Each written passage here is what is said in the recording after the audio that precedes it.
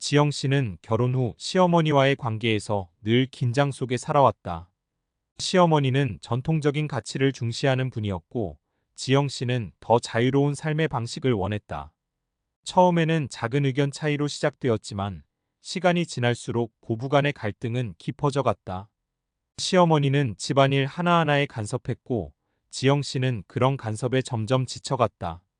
남편 준수는 두 사람 사이에서 늘 중재하려 했지만, 결국 둘의 갈등은 해결되지 않고 커져만 갔다. 특히 명절이 되면 갈등은 더 심해졌다. 시어머니는 전통적인 명절 준비와 절차를 중요시했지만 지영 씨는 그것이 지나치다고 느꼈다. 시어머니의 무언의 기대와 압박 속에서 지영 씨는 언제나 자신이 부족하다는 느낌을 받았다. 내가 왜 이렇게까지 해야 하지? 라는 생각이 머릿속을 떠나지 않았다. 마침내 지영 씨는 참다 못해 남편에게 더 이상 못하겠어.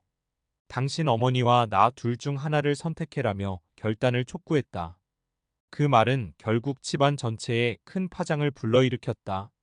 시어머니는 내가 평생을 다 바쳐 키운 아들을 이렇게 빼앗길 줄은 몰랐다며 눈물을 흘렸고, 지영 씨는 자신의 입장을 이해해주지 않는 시어머니에게 큰 상처를 받았다. 남편 준수는 이런 상황 속에서 깊은 고민에 빠졌다. 그는 두 사람 모두를 사랑했지만 누구의 편을 들어야 할지 알 수 없었다. 그때부터 지영 씨는 시어머니와 점점 더 거리를 두었고, 두 사람 사이에는 말조차 오가지 않게 되었다. 그러던 어느 날 시어머니가 갑자기 병원에 입원하게 되었다는 소식을 듣게 되었다. 그 소식에 지영 씨는 혼란스러웠다. 오랜 갈등으로 인해 그녀는 시어머니와 더 이상 친밀한 감정을 느끼지 못했지만, 한편으로는 걱정과 불안이 밀려왔다. 남편과 함께 병원에 도착한 지영 씨는 침대에 누워있는 시어머니의 초췌한 모습을 보고 복잡한 감정에 휩싸였다. 오랜 시간 동안 쌓였던 감정이 순간 무너져 내리는 듯했다. 시어머니는 지영 씨를 보자마자 눈시울을 붉히며 미안하다. 내가 너무 욕심이 많았던 것 같다며 약해진 목소리로 말을 꺼냈다. 지영 씨는 놀랐다. 평생 강한 모습만 보여줬던 시어머니가 이렇게 자신의 잘못을 인정하는 모습을 보게 될 줄은 상상도 못했다. 시어머니는 내가 우리 집에 처음 들어왔을 때 나도 내가 두려웠다.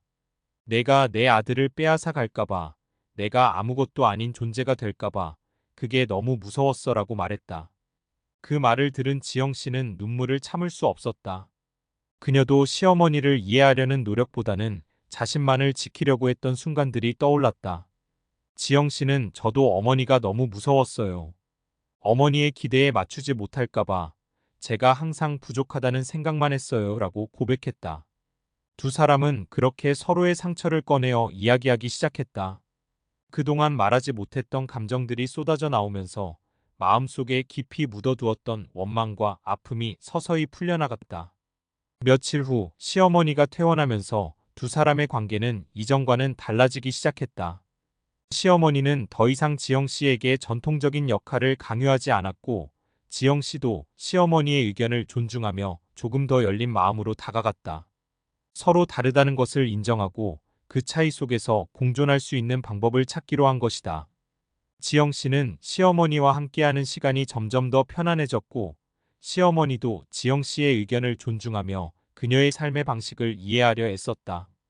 그렇게 시간이 지나 두 사람은 이전보다 훨씬 더 깊은 신뢰와 애정을 쌓게 되었다.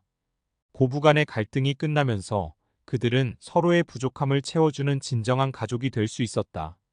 시어머니는 지영 씨에게 따뜻한 손을 내밀며 말했다. 너는 내 딸이야.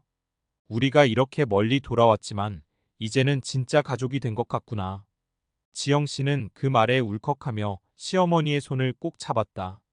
그 순간 두 사람의 마음속에 남아있던 모든 갈등이 눈 녹듯 사라졌다.